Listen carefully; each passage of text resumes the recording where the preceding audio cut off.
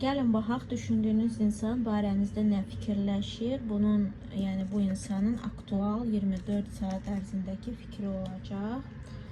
Deməli, gəlin baxaq, bir insan tutun ağlınızda, o insana fokuslanın.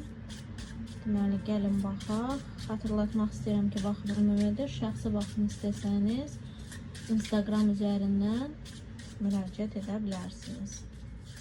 Gəlin baxaq. Düşündüyünüz insan barənizdə nə fikirləşir?